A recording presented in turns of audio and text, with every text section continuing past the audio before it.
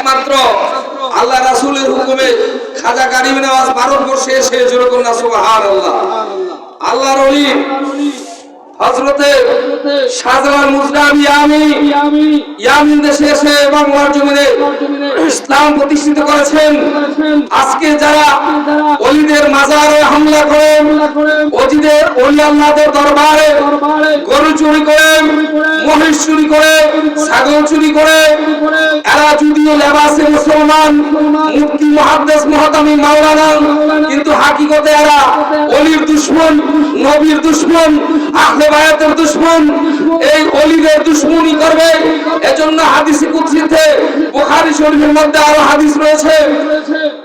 আল্লাহ রাসূল সাল্লাল্লাহু আলাইহি ওয়াসাল্লাম বলেছেন, মান আদালি ওলিয়ান ফাকাদ আযানতুহু বিল হারব, আমি আল্লাহ তার বিরুদ্ধে যুদ্ধ ঘোষণা করি যারা আমার ওলির দুশমনি করে। যেরকম না সুবহানাল্লাহ। বুখারী শরীফে নবম খণ্ড 963 পৃষ্ঠার মধ্যে রয়েছে ওলিদের ব্যাপারে। সেজন্য বাবাজিরা আমার, আজকে এই হযরত শাহ সুফি বান্দা আলী মুন্সি রাহমাতুল্লাহ আলাইহি তিনি আল্লাহর হক্কানি ওলি ছিলেন। আল্লাহর ওলিদের মাজার আছে, এই মাজার সম্পর্কে পবিত্র কোরআনের দলিল রয়েছে। ফাকালুবনু আলাইহিম বুনিয়ানা, তাদের উপর গম্বুজ তৈরি করো, তাদের উপর আসহাবে কাহাফ 7 জন ওলির কথা কোরআনে আছে। সূরা কাহফের 21 নম্বর আয়াতে বলছেন তাদের উপর গম্বুজ নির্মাণ করো। সেজন্য ওই আয়াত রিসার্চ করে ওমর ফারুক রাদিয়াল্লাহু তাআলা আনহুর যুগে নবীজির রওজা মোবারক গম্বুজ করা হয়েছে। সমস্ত ওলিদের মাজার আছে। সেজন্য মাজার করবের গম্বুজের কথা কোরআনে আছে, কিন্তু মাজার ভাঙার কথা নাই।